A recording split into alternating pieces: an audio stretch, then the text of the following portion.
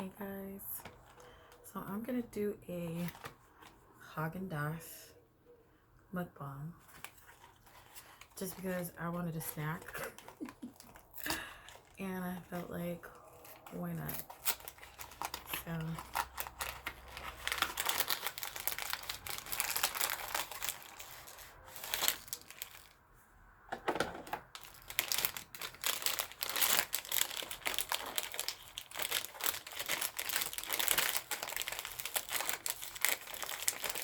this is pretty packaging. This is my favorite ice cream in the whole wide world. Andre got me one yesterday, so it's a little bit of a surprise that I have my treat. So I am trying to make more TikToks. So this is my dilemma right now.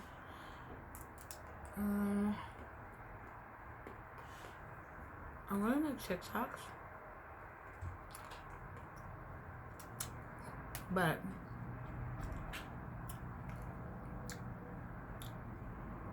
I've been writing them down, and then you can see my eyes move because I'm reading.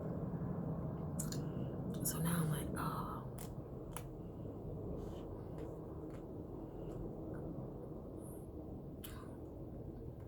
that don't look right. So that's my donut.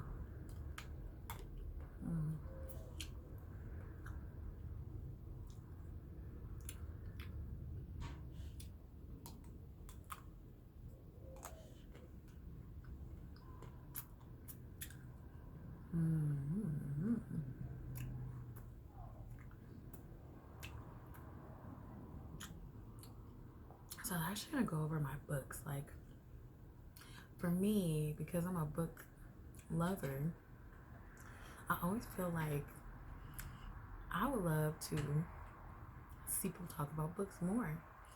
So I'm like, why not me? So I was starting to write down all the books that I read, and I was thinking, oh, I read a lot of books, right? Mind you, the first book I read on Audible was Michelle Obama's Becoming.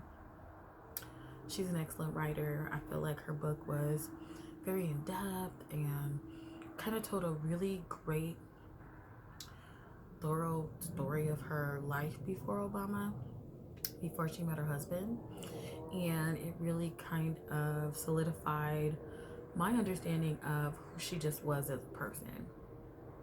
So that was refreshing to know that even Michelle Obama she really just considers herself a regular person because she had such humble beginnings. And of course I read I wrote down. So my first audiobook was Michelle Obama's Becoming. Soon after that, I listened to Too Much and Never Enough by Mary L. Trump. Oh my God. So Mary L. Trump's cousin, or his niece. It's like I think it's his cousin, but she's like younger somehow. She's his brother's daughter, so I think it is his niece. She has a PhD. I've read 2 of her books. We've listened to 2 of her books so far. So after Too Much and Never Enough, I have read another book of hers, which she's talking about the climate of the world today. And she has really good, a sense of expertise on the subject. So I can really appreciate Mary L. Trump.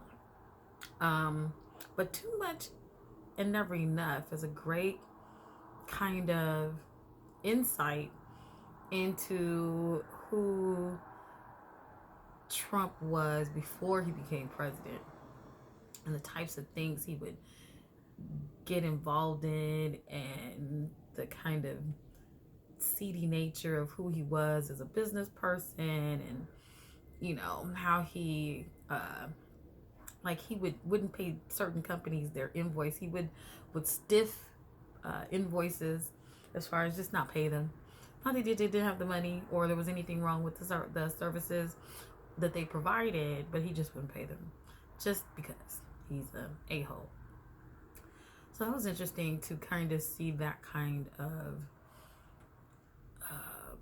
explanation of the kinds of things he had no qualms about doing.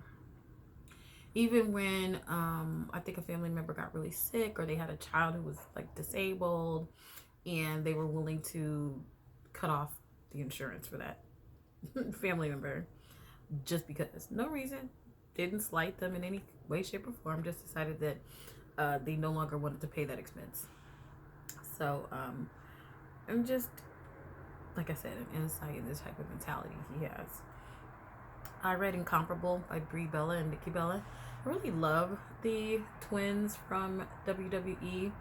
I enjoyed their story just because I just enjoy autobiographies. I'm an autobiography nut.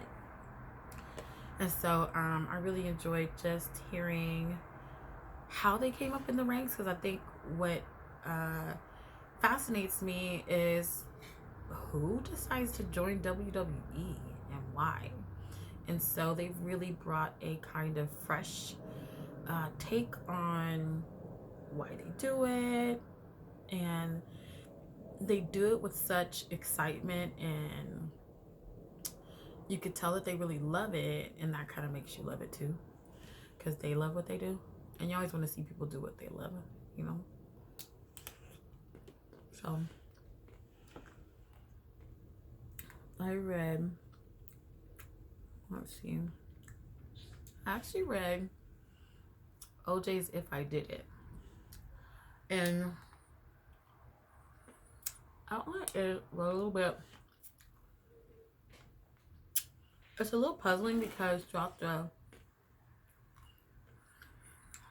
story, he talks about how he was offered this amount of money to write this book, but he didn't do it, and that the person he was, I guess, was like his ghostwriter, or the person who was, you know, there writing it with him, was trying to force him to confess that he did it, or to say that he was there, and that he had to include the chapter that tells the tale of the day or the night. And he did that, but at the same time he prefaced it with, I didn't do it, and you know, this is just something that is make believe and whatever. It does sound plausible as far as how that night played itself out, and how his friend had come to his house before that chauffeur had shown up, and what they did, and how they could have executed that, how they could have executed two people, or how he could have executed two people, was how the book positioned itself. But then there's actually another book out. It says OJ is innocent and I can prove it. And when you, at the onset of reading the book, you think to yourself, yeah, right? Then you walk step by step with this investigator, whose main purpose was just to go through the process of elimination of all of the people who would have been considered a suspect in any type of murder investigation, and how LAPD did not do that. So what he did over the course of 20 years was just walk through eliminating them, you know, beyond a reasonable doubt, just based on the alibis and scenarios. And he is a top investigator in his field, not just as a book writer or something like that, but he is a top investigator in the nation. And he just happens to write about the process that he goes through. And when you walk through with him all of the people that he kind of walked into, well, what were you doing? Just a basic, you know, what was your alibi? What was this? What's your background? And you see how he painstakingly goes through each person, blah, blah, blah. You realize that not only did he basically prove that OJ didn't do it, he actually pretty much figured out who did do it based on the evidence. So I feel like it's a worthy read, and that's OJ is innocent and I can prove it. Is basically the name of the book, because you proved it. I remember a part of the book that said, like, it surveyed a group of investigators who watched did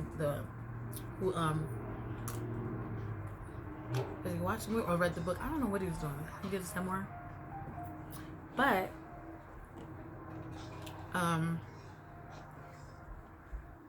he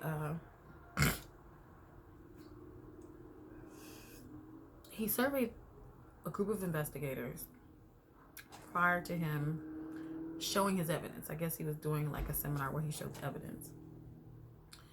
And then after, he surveyed them after. And before, 99% of them said that they think OJ is guilty. And after, everyone in the audience agreed that he proved his case. So I feel like a lot of people are skeptical because they're like, yeah, right. But I feel like if you go through the process like he did and go step by step through every piece of evidence, every single person, every potential guilty party, it's almost as if he made it impossible for there to be any other conclusion drawn.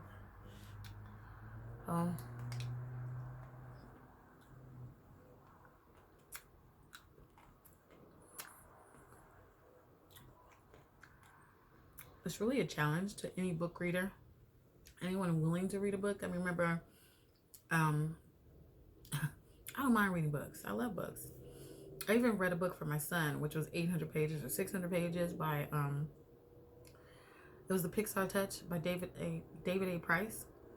And I read that book cover to cover, enjoyed it, summarized it for my son when he was like in the 8th grade, because he wanted to become a 3D animator, which he did.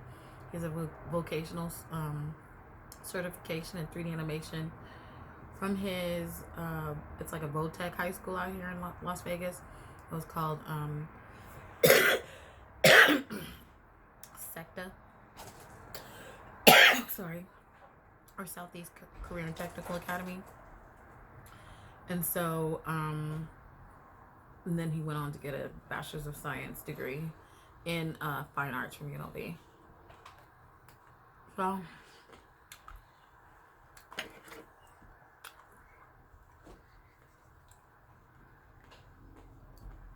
I swear, sometimes I get aggravated, but I will not go in that direction. But I'm enjoying the mukbanging.